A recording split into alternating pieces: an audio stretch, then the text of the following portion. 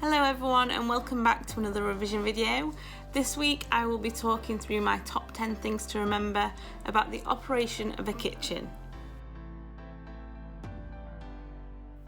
Number one is about the layout. Now the layout of a kitchen is extremely important, and the size and the shape and the space that's available has to be enough to allow staff to work efficiently and safely. It's the key really to giving people enough space to work around each other in a safe way, following food hygiene regulations. This is crucial to maintaining high standards of food hygiene and making sure all our food is safe to eat. It's really important as well to ensure that orders are managed effectively and as quickly as possible. Number two is about workflow. And it's really important to think about how people can work around a kitchen in the most effective way possible. We want to avoid backtracking and materials and ingredients crossing each other. I'm just going to put up a little diagram on screen now just to show you an effective workflow, something that's going to work really well. Okay, so you would receive your goods and you'd check them off as they're delivered. You'd store them. Okay, so storing is next. You need to store them effectively. You'd store them properly. Then you've got the preparation. Okay, so you're preparing the food and you're cooking the food. And then you need to hold the food. So we've spoken about before in class about hot holding and having hot areas to hold food before it is served. Then we're moving on to the serving and then on to the cleaning. So if the correct workflow has been designed into the kitchen, this reduces the time and the effort involved in the meal preparation. Number three is about operational activities, and this links in really to number two, which is about workflow. So thinking about the workflow we've just spoken about and the order in which things need to flow around the kitchen, this is just an example of how those operational activities would flow. So firstly, you have the goods received and then stored. Second, the food is prepared for cooking, and then third, the food is cooked. After the food is cooked, it's dished up and it's presented, and then you get your service, so the food is served to your customer. Once service has happened, you would then ensure everything is cleaned and any maintenance that needs to be done is done. Number four is about equipment and materials. And whenever you're planning a kitchen space, it's really important to consider what equipment has to go in there. You need to ensure you've got the right dimensions for all of your equipment. Things like ovens, walk-in fridges, freezers, floor standing mixers, deep fat fryers. They all take up quite a bit of space. So you need to make sure you've got the right dimensions and you plan it in to your kitchen space. All this equipment can be really heavy, and often kitchens are found on second or third floors, so you need to make sure that the floor is able to support the machinery and the equipment that you want to put into your kitchen. Water and drainage is another big thing you need to consider when you're planning a kitchen space. You need to make sure that the water supply is there, the drainage is there in the right area, considering your workflow and where you will be doing those activities. Maintenance.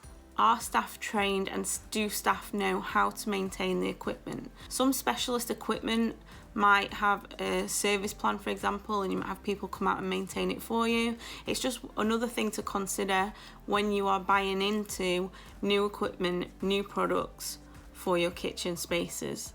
Another important factor to consider would be the extraction. Now we know in school we've got the extraction fans running every time we cook.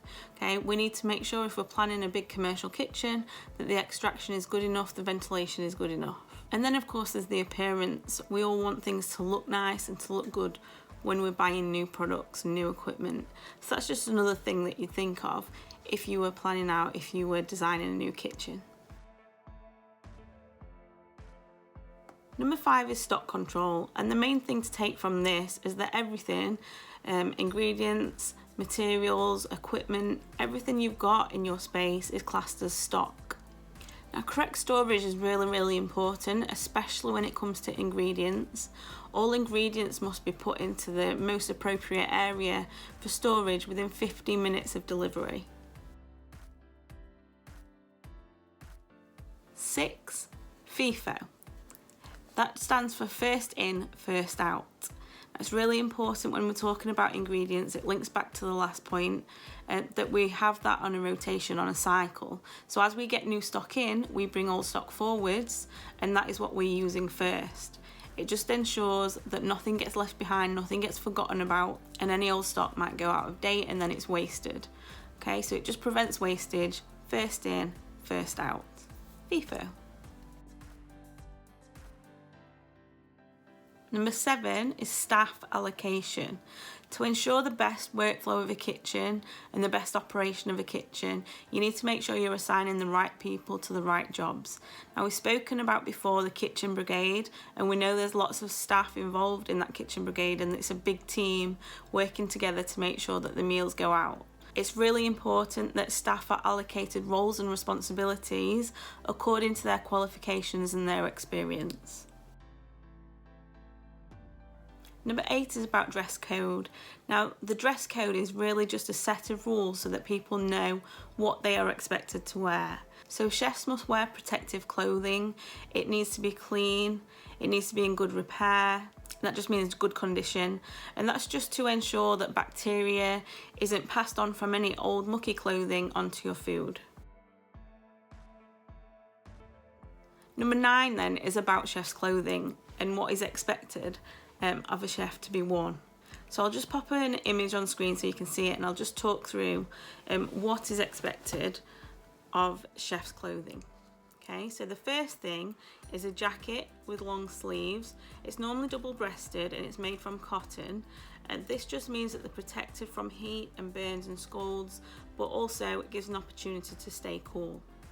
The trousers should be loose fitting, they need to be comfortable, again made from cotton to protect from heat.